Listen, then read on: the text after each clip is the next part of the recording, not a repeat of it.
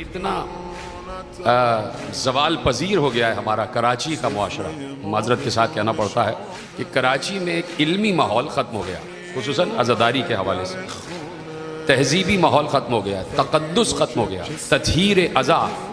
جو ذہنوں میں تھی اور جو نیتوں میں تھی وہ کہیں نظر نہیں آ رہی۔ میرے بزرگ تشریف فرما ہیں، یہ یقیناً افسوس کرتے ہوں گے، انہوں نے جو دور دیکھا ہے تو یہ اندر سے یعنی کڑھتے ہوں گے کہ ہم نے کیا دور دیکھا ہے اور اب یہ کیا دور آ گیا۔ یہ جہاں میں عرض کر رہا تھا کہ ایک دور ایسا گزرا ہے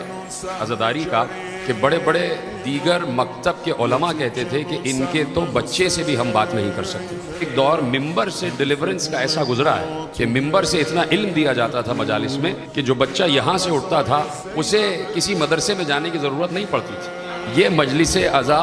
معصوم نے مدرسے ہی کے عنوان سے قائم کی تھی، یہ مجلس عزا مدرسے ہی کے عنوان سے قائم کی گئی۔ یہ مدرسہ حسینی ہے، اس مدرسہ حسینی میں ہر علم پڑھایا جائے گا۔ میں اس لیے کہہ رہا ہوں کہ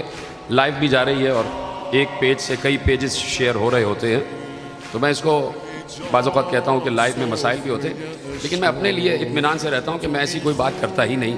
کہ جس میں کوئی پریشانی ہو جائے، جس میں کوئی مسئلہ ہو جائے۔ اب سب دیکھ رہے ہیں، اس وقت بات ہو رہی ہے، تو اس وقت میں ایک شیعہ آبادی میں بیٹھا ہوا ہوں اور محبوں کی آبادی ہے، تو جہاں تک آواز آ رہی ہے تو 1-1.5 گھنٹے سے ہلکی ہلکی بوندیں پڑ رہی ہیں،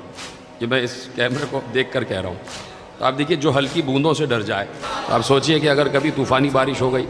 سمجھ رہے ہیں میں ہلکی بوندوں سے کیا مراد ہے اور طوفانی بارش سے کیا مراد ہے، تو یہ عالم ہے۔